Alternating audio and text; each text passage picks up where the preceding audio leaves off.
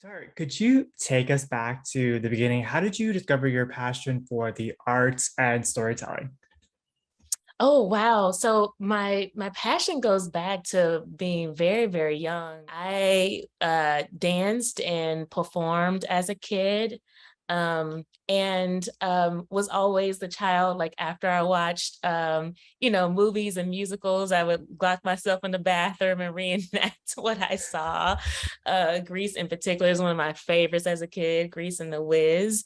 And then I kind of put it on the back burner once I entered high school and went to college. And it wasn't until I was working, or a working professional, that like little hints from the universe was just like, you know what? I really miss this. This is a huge part of who I am. And then other people started to ask me if I'd ever thought about acting.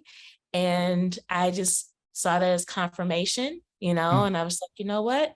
I'm going to find a class. And as soon as I stepped into my first class, done. I was home. I was home. I knew exactly it was where I belonged. That Yeah. actually might be the answer to this next question. But when you look at your career as a whole, who or what has had the biggest influence, either personally or professionally? I had a wonderful acting teacher. Her name was Navanya Rhodes. Her name is Navanya Rhodes. And she was the person who I studied with very early on, who really cultivated like my approach to the work. She is just a powerful, powerful individual. And she just really, had me think about like my true offering to the space, and what my unique voice is, and had me really accept all my past experiences and like who I am as a person, and say this is enough to lend to the work. And she giving me that gift was what it set it off for me. I think I really settled into who I'm supposed to be as an Hmm. artist. You've been incredibly open about the highs and lows of this industry. During those more challenging times, how were you able to persevere? I've learned that it's okay to feel those things.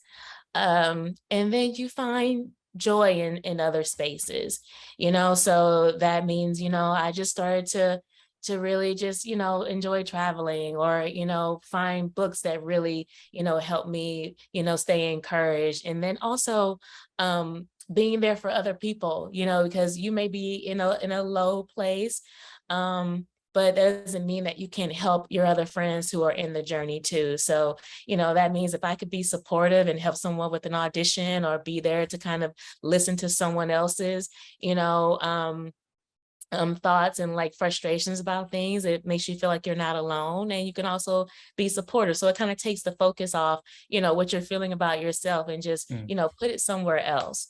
So yeah, I I got comfortable with feeling those things, and I know they pass, they're temporary. Yeah. Yeah. And on the Yeah. flip side of that, you were recently nominated for a Primetime Emmy. Congratulations, by the way. How did you find out the news that you were nominated? How did you celebrate?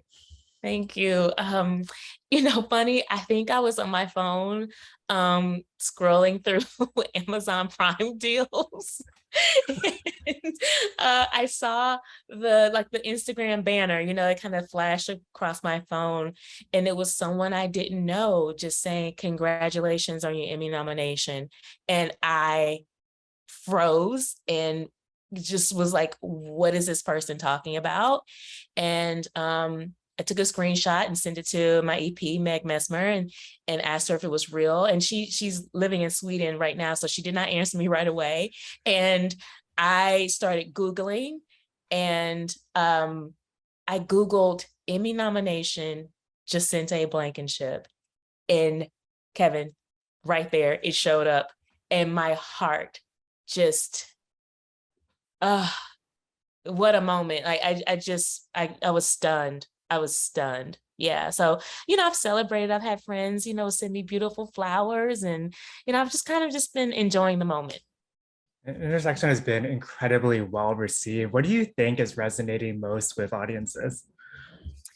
I think it's twofold. Like, we were completely self-funded. We raised money, Yeah. in our community and just like did a campaign and friends and family gave to us. So, it was one of those things that like, hey, you can create your own material. You can produce things with your peers and your friends and like make something that, is good and put it out there.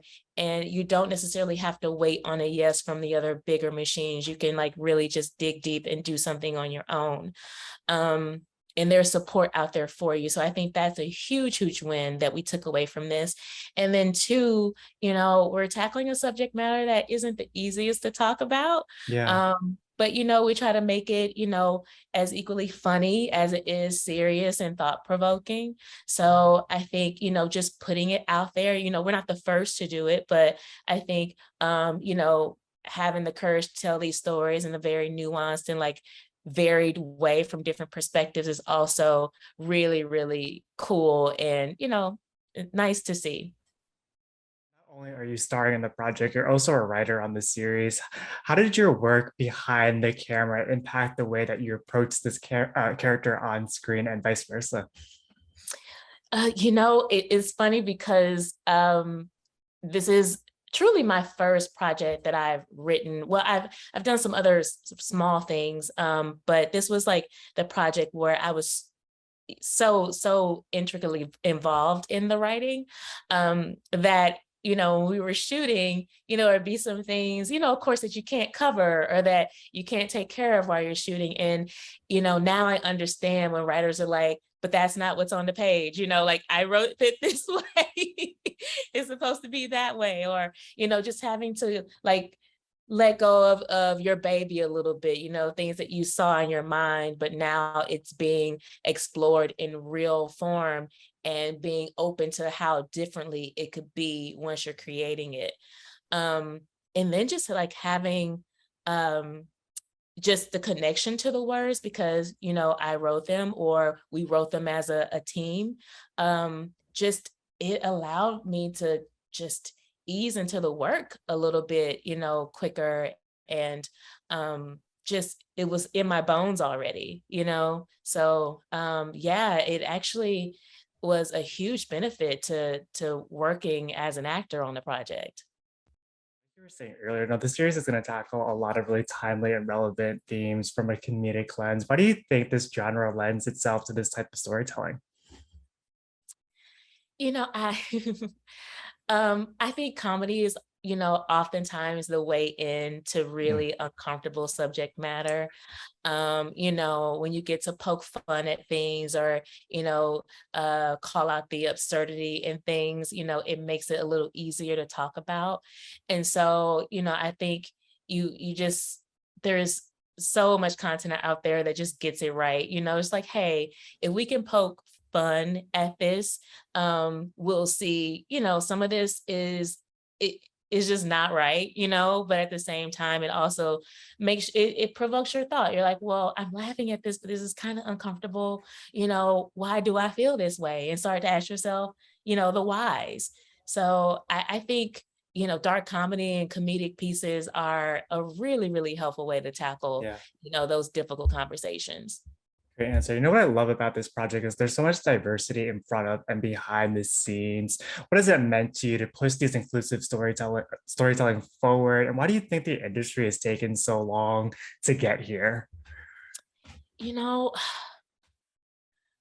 man, I don't know.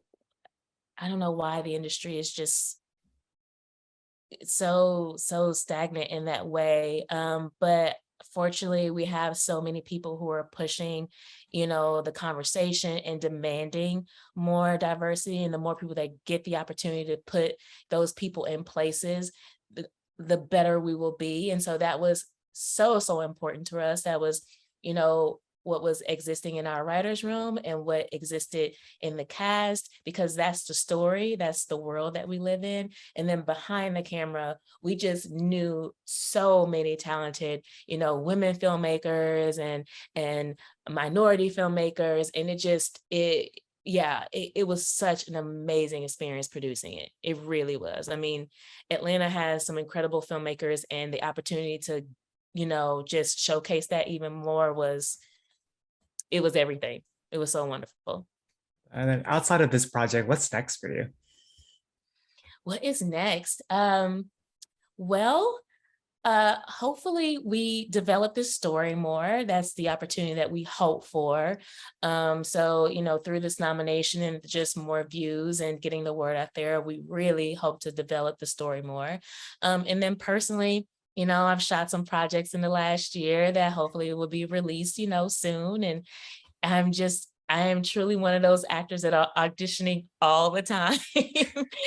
So, I'm on hold for a couple of things. I'll be shooting soon in the next couple of weeks. So yeah, I'm just trying to get those jobs.